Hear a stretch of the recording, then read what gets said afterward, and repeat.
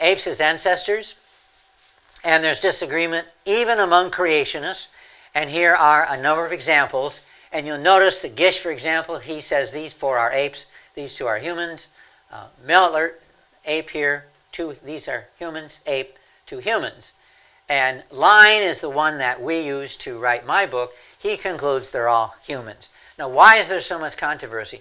There is simply because what we often find is fragments. And I will focus on that in my presentation on Lucy.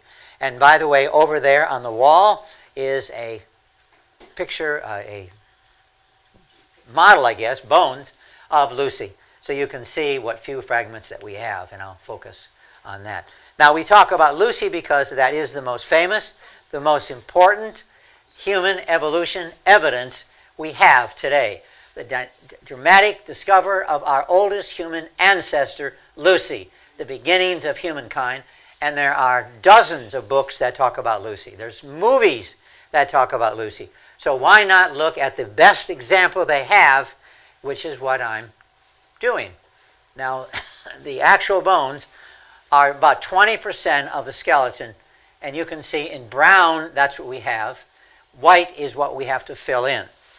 And therefore, you see there's a lot of artistic license to fill in a lot of parts which we don't have bones for. And especially the skull, you notice we have hardly any, which I'll talk about in a minute. Now, they say this is 40% complete, but what they mean by that is if we have part of the wrist bone, they say, well, we have the wrist bone. We don't. We have only about 20% of the whole skeleton, which is, ironically, the most complete Australopithecus ever found. And that's why they're so excited, because now we have more than a few bones. Well, we have, I think it mentions here, we have 47 of the 207 bones found. And of these 47, that's the most. That's the best find. Of the 47, most are small fragments. And so we have a lot of extrapolation to fill in the missing parts. And when they fill in the missing parts, they fill them in according to what they believe. And the problem we have in the area of evolution is it's a belief. It's a worldview. They believe it. And beliefs are difficult, as we know when we get to know people around us. Beliefs are difficult to change. When someone believes something, it's really hard to convince them that their belief is not true.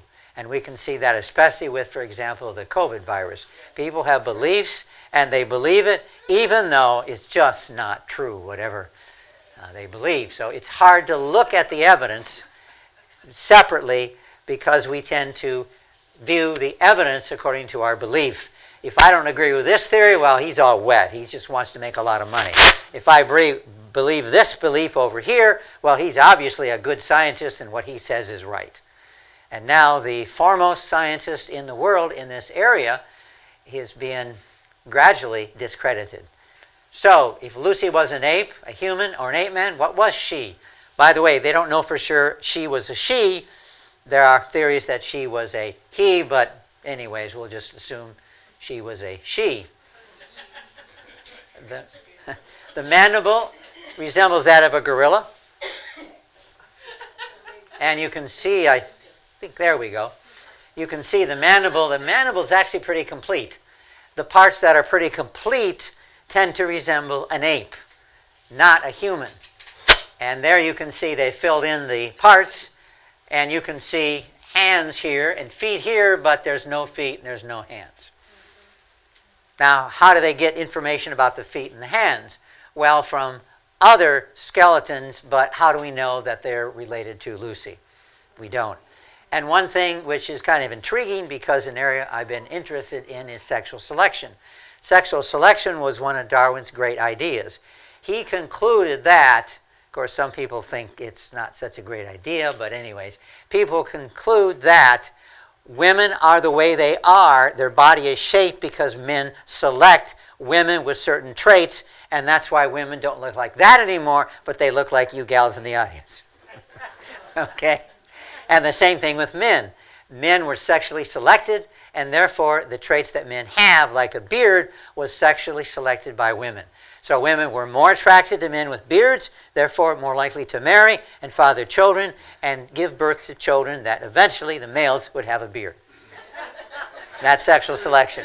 Okay? The problem with that is that according to evolution, back then, Lucy, women look like that. And I have a feeling that most of you guys don't think she's one of the most sexy women you've ever seen. Right? And the problem is, how can you reproduce when there's no sexual attraction? And if that's the women look like, I guess I should be fair, and the men didn't look much better. And I have to wonder how we reproduced until we were attractive enough to the other sex. And the other group I had just before this, they said, well, back then, men would be sexually attracted to Lucy like that. But why did, if women like that look like that 20 million years ago, why would men be attracted to women that look like you gals? Because they weren't around then. All the women looked like that. So why would they prefer women that look like you? And that's, of course, Darwin said that women today, that's how they evolved the way they are, was because of sexual selection.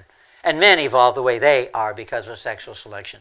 And that was an important theory for Darwin's explanation of how we got the way we are.